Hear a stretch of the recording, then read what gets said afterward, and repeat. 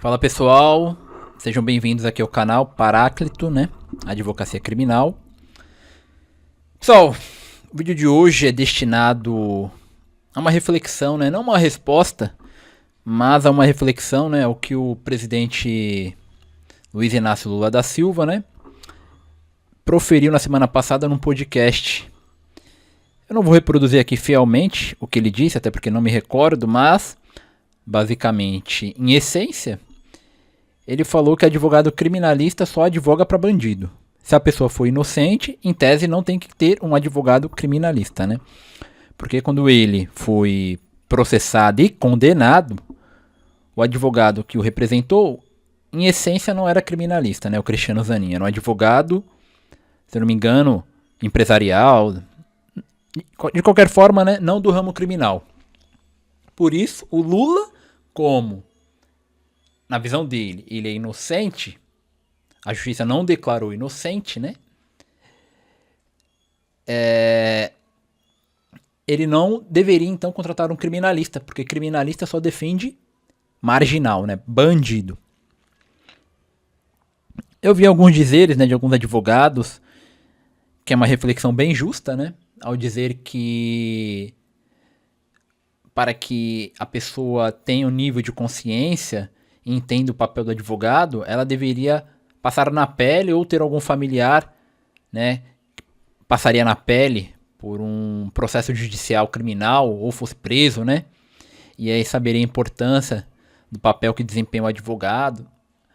Com certeza, é um argumento bem justo, porém isso aí não reflete para mim a densidade que os dizeres da mais alta autoridade da República merece, né? A reflexão.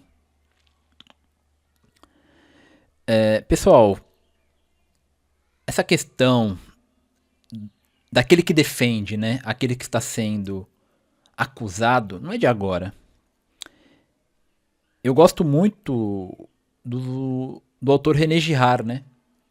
Inclusive, o meu livro, né?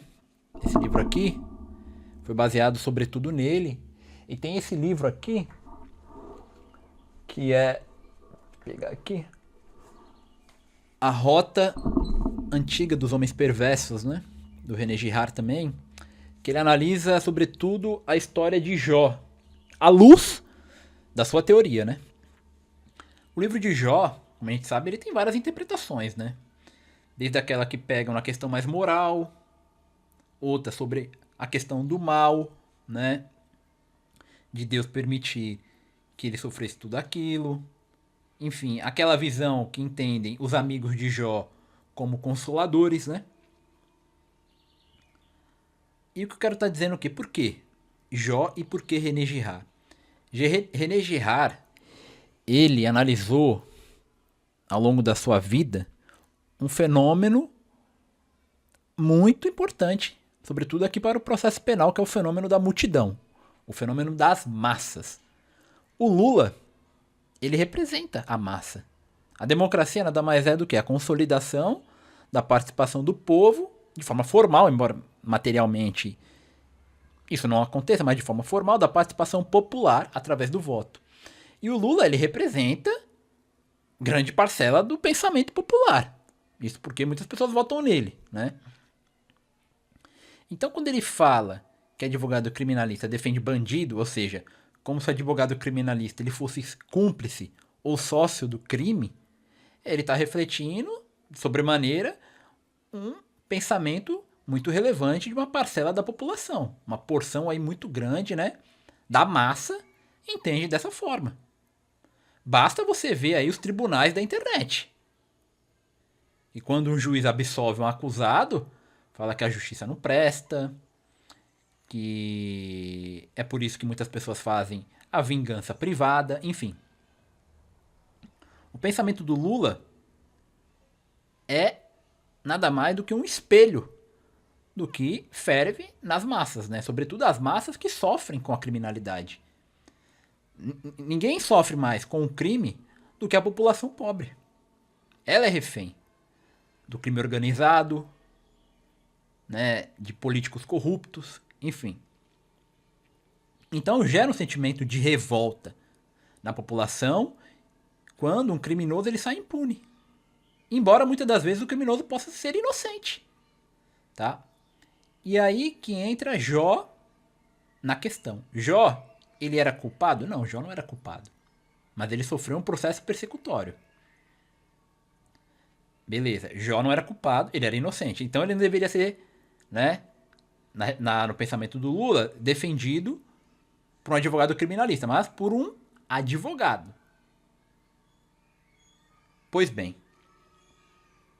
agora vamos tratar aqui de uma pessoa que de fato, em tese, era culpada, que é Édipo Rei, do conto lá, da tragédia, né, de Sófocles, né? Sófocles escreve Édipo Rei. E para quem não sabe, né, Édipo Rei refere-se àquela tragédia, né, em que Édipo, ele é um estrangeiro e ele chega em Tebas, né? Em Tebas ele ascende a rei. E ele ascendeu como? Assassinando o seu pai, Laio, e dormindo com a sua mãe, que sequer ele sabia, que era a mãe dele, Jocasta, né? Em tese, então, ele cometeu 2 crimes: parricídio e incesto. Vamos lá. Ele é acusado disso pela população, e a população está o quê? Revoltada. Revoltada. Por que a população está revoltada? Porque Tebas está sofrendo com a peste, com uma calamidade. E quando eles vão ao oráculo, o oráculo fala que Édipo deveria ser banido, porque ele é um bandido. Então, o bandido nada mais é daquele que é banido da sua comunidade. Édipo, para trazer a paz, restabelecer a ordem social que foi violada pelos seus crimes, e ele era rei, ele deveria ser o quê? Expulso pela turba, pela multidão. Olha, vejam bem, pessoal. O mito. Claro que o mito ele tem muitas questões, podemos dizer assim, ficcionais, mas que de fato refletem o pensamento da multidão. Para a multidão, o sacrifício daquele que assola a comunidade, embora o acusado, muitas das vezes, não seja responsável por determinadas mazelas que tem no meio social, mas ele canaliza esse apetite incontrolável de vingança do povo. O povo vê no acusado como uma catarse, né? Ou seja, que os gregos chamavam de fármacos. Ou seja, sacrificá-lo é trazer a paz momentânea. Embora ele não seja responsável por todos os males da sociedade, mas a sociedade gosta desse espetáculo. De entender, ou seja, que um morra para que a sociedade inteira não pereça, né? É o que está escrito nos escritos evangélicos. Então, Édipo, ele é visto como o quê? Um bode expiatório. Um bode expiatório é aquele que carrega todos os males, é o animal mal cheiroso. E Édipo, ao ser expulso por ser um bandido, ele em tese trará a paz social que então foi violada por ele mesmo. Vejam, pessoal, Édipo cometeu os crimes pelos quais ele está sendo acusado e condenado. Mas o ponto é, Édipo teve uma defesa? Édipo, num determinado momento da tragédia, ele se queixa. Porque falam que os assassinos são muitos. E se os assassinos são muitos, como é que só ele, então, assassinou Laio? Ele meio que contesta a sua acusação que ele está sofrendo. Porém, ele fraqueja, ele se curva. Aquela híbris popular, aquela turba. Vejam, a multidão é a turba. E turba vem da palavra o quê? Perturbada. Perturbado. A multidão, ele tem esse ponto de ser perturbada. De ser o quê? Descontrolada. Porém, é um descontrole que é unânime. Então, para que a acusação ela seja, de fato, não contestável, ninguém pode contestá-la. Inclusive, o acusado. E o acusado, muitas das vezes, ele de fato não terá forças para contestar aquela acusação. Porque às vezes é até uma questão psicológica. E aí entra quem? O seu porta-voz. Aquele que é chamado para falar em seu nome. Quem seja? O Paráclito, o advogado. O advogado, gente, e aí entra a sua função no processo. Claro que muitas das vezes o acusado ele será culpado. O advogado ele não vai contestar a culpa, mas ele falará o seguinte: vejam, este é um homem, e tal qual um homem, e tal qual uma pessoa, sujeito de um processo, que examinemos todas as questões que foram alegadas por ele. Seria muito fácil e seria muito melhor para o julgador condenar uma pessoa que confessa o crime, que às vezes ele não cometeu, mas pela pressão popular e a turba, ele acaba aderindo àquela acusação porque não tem alguém para resistir àquela acusação, resistir ao poder do Estado. E o poder da multidão, gente, é muito forte. Eu trago aqui, por exemplo, um relato da paixão. Pedro, ele nega Cristo. Quando o galo cantar, você vai negar-me. Pedro, ele não acreditou nisso. Ele disse que não. Mas ele não resistiu ao poder da multidão. E ele negou Cristo. Quando ele está na fogueira, por exemplo, e a mulher que está ali reconhece seu sotaque galileu, a voz de um estrangeiro, ele sai. Ele fica com medo. Ele diz que não o conhece. Não conhece Cristo.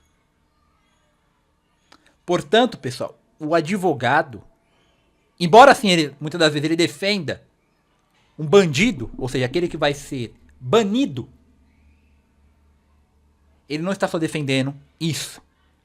Ele está defendendo um processo justo e legal. Porque todos aqueles que são submetidos a um processo, eles são vítimas do processo. De um processo vitimador, que é o que Girard chama. Um processo que visa ao banimento, à expulsão, à nomeação dos bodes expiatórios que trarão a restauração da ordem, pela sua condenação. Não é à toa que CDPs e penitenciárias, pessoal, ficam a quilômetros de distância. Não é à toa. Eles devem ser expulsos do convívio. Então, o acusado, seja culpado ou inocente, quando ele tem um advogado que o represente, ele terá uma voz que falará no seu nome. E é aí que entra a função do advogado. Édipo não teve esse advogado e ele fraquejou, sucumbiu à sua acusação e foi expulso. Jó também não tem um defensor, mas ele clama por um defensor que ele chama de Goel em hebraico. Eu sei que meu defensor está vivo e ele aparecerá sobre a terra. Jó, em alguns momentos também, ele parece fraquejar na acusação dos amigos de Elifaz, de Baldade, de Sofar e de Eliú, que estão ali acusando: olha, Jó, se você está sofrendo essas calamidades, é porque você faltou em alguma coisa. E Jó, ele passa meio que a conjecturar sobre isso. De fato, deve ser verdade o que eles estão dizendo, do que eles estão me acusando. Se tivesse um advogado ali contra Jó, a favor de Jó, será que ele teria sequer pensado nisso? E aí que entra a função do advogado. O paráclito. Paracletos em grego. Aquele que vem confrontar o quê? O acusador. O acusador é Satanás, gente. E eu não digo aqui Satanás como um ente sobrenatural. Longe aqui de trazer qualquer visão religiosa para aqueles que não são. Mas Satanás como um mecanismo persecutório, um mecanismo acusador. O adversário, o promotor no tribunal, que é a origem etimológica. E vamos fazer aqui também uma interpretação filológica, né, do ponto. Então é isso, pessoal. Eu espero que esse vídeo traga uma reflexão, porque o advogado, quando ele contesta e ele faz o seu cliente não confessar, ele não deixa aqueles que estão acusando e aqueles que estão julgando com a consciência limpa. Ora, se o cara está confessando, então é verdade mesmo. Você já aqui ameniza o nosso trabalho. E eu vou dormir tranquilo, né? Já que ele está confessando a própria culpa. Então o advogado é um obstáculo É uma pedra de tropeço. É um escândalo no processo para aqueles que querem a expulsão, o sacrifício. Tá, pessoal? Então, essa é a minha reflexão sobre os dizeres aí do Lula, né? Infelizmente, palavras ignorantes, né? Na verdade, uma pessoa que não tem qualquer preparo intelectual e solta essas groselhas, né? Então, se inscreva no canal aí, também se não se inscrever. E é isso, tamo junto e pra cima.